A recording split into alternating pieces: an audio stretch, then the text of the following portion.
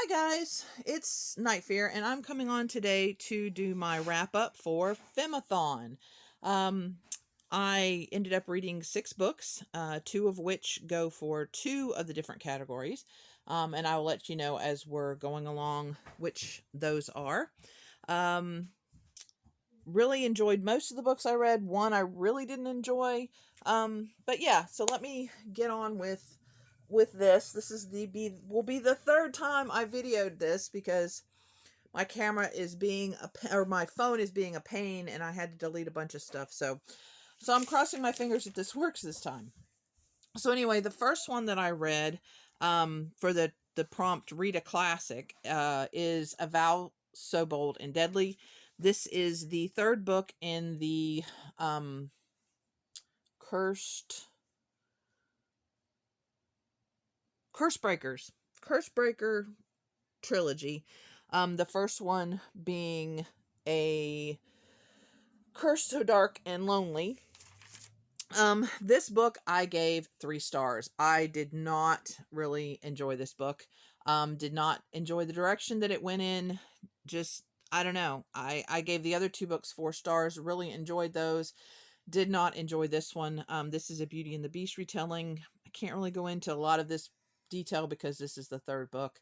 Yeah, I also did this for this prompt, which was the disability neurodiversity prompt, because the main character has cerebral palsy. So yeah, so unfortunately I didn't like this one, and this is kind of a disappointment because I really like the story of Beauty and the Beast. So that made me really sad. But the next book I really enjoyed, and that is for the prompt Read a Fem Positive book, and that is Becoming by Michelle Obama. I originally got this from the library, and then I found this library copy at Ollie's, and so I purchased it. I'm really glad that I did. I ended up listening to it on audiobook, and it's awesome because she narrates it. And the book goes from when she is a younger girl all the way up until, pretty current day. So we get to see, how she grew up. She talks about her family.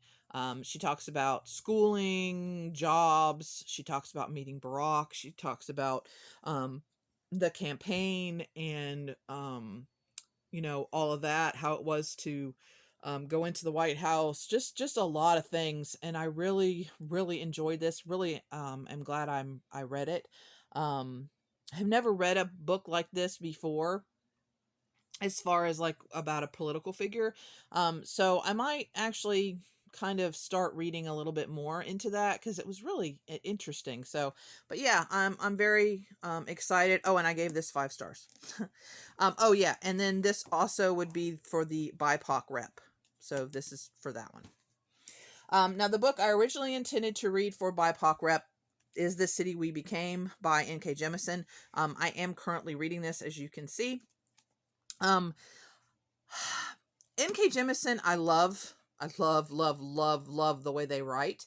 I have completed 2 of the series. I think there's one more series that they've written that I haven't read. I think there's one more. But I read the Broken Earth trilogy and the Inheritance trilogy, and really enjoyed both of those. It just takes me a little bit to get into the world, to get immersed where I'm just sucked in.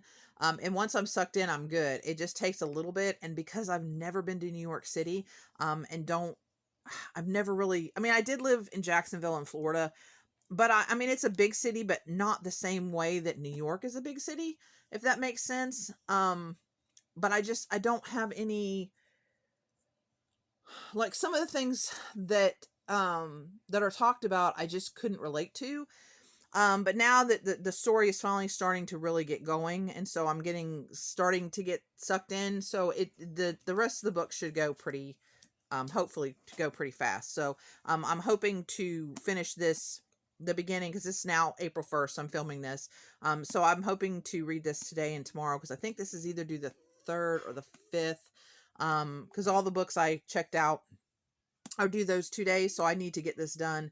But yeah, I just didn't want you to think that I didn't like this book. It's not that. It's just that I waited to the last to get this done, and I've read quite a few big books this month.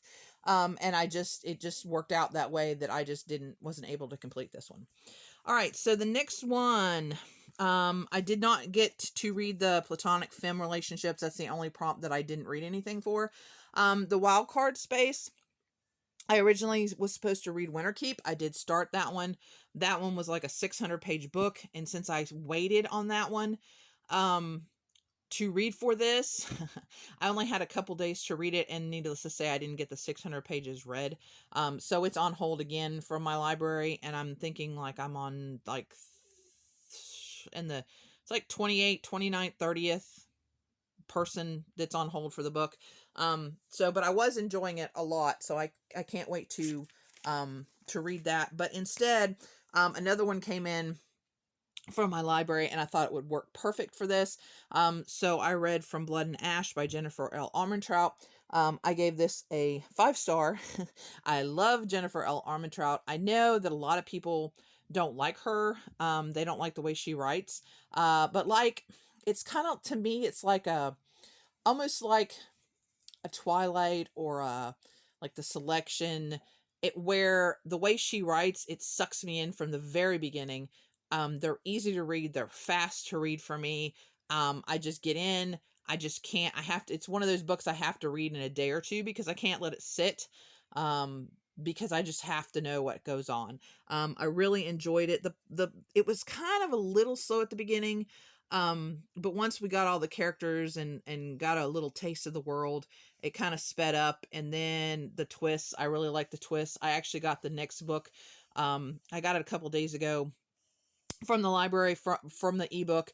So I'm going to go ahead and probably read that in the next few days. I need to, like I said before, I need to get these, library books read that I want to read, because there's a lot of them I'm not going to be able to read before I turn them in, but there's a couple of them that I really want to finish.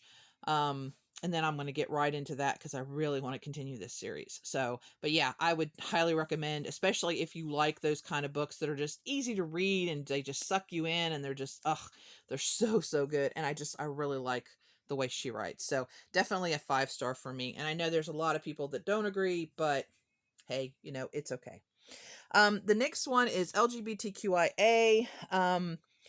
The original one that I was going to read is These Witches Don't Burn. That is a book that I own, so eventually I will get to it.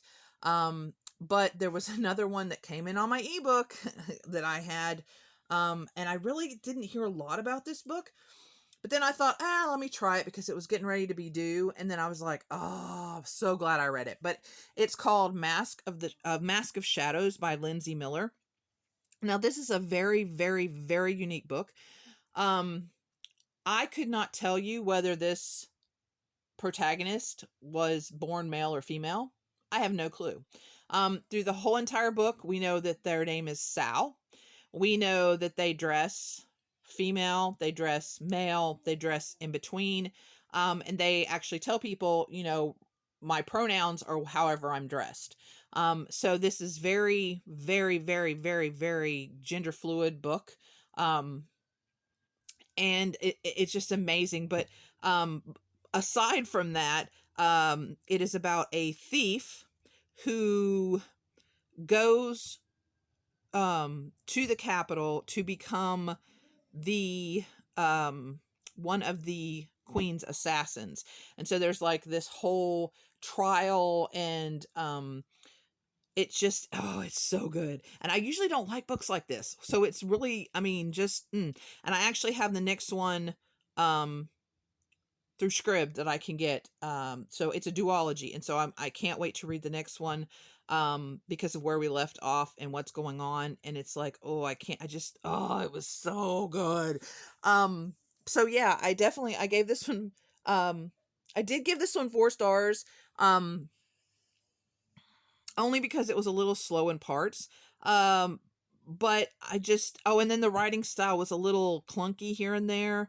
But I think this is the Lindsay's first book, her first book. I'm not sure. I'm pretty sure her first book. So, that might be why. It was a little hard for me to get into at first, but then I couldn't. I had to find out, and now I just cannot wait for the second one. So it's definitely going to be read this month. of April. But yeah, I would check it out if you like, gender fluid books and, that assassin trope. I would definitely check this one out. So, and like I said, I haven't heard a lot of people talking about it. Okay, so for the last couple, I already did the disability. Okay, for the nonfiction, I could also use Becoming by Michelle Obama, but I don't have to. I guess I could have used this one for the LGBTQIA too, but anyway, it's okay. I used this one, which is Born Both, an Intersex Life by Hida Valeria. And this is about a person, because I'm not sure. I think it's they, she. I think she uses they, she, if I remember right. Yes, because I follow her on Instagram now. So it's they, she. But this is about her life growing up as an intersex person. Um, it was just, I learned so much that I didn't know. And especially now with all the transgender legislation that they're trying to do with all that stuff, it's like, some of those laws do affect intersex people also. So it was a really awesome book. Like I said, I learned a lot. I would highly recommend reading this book. And there's the author. But it does talk about their sex life. It talks about how,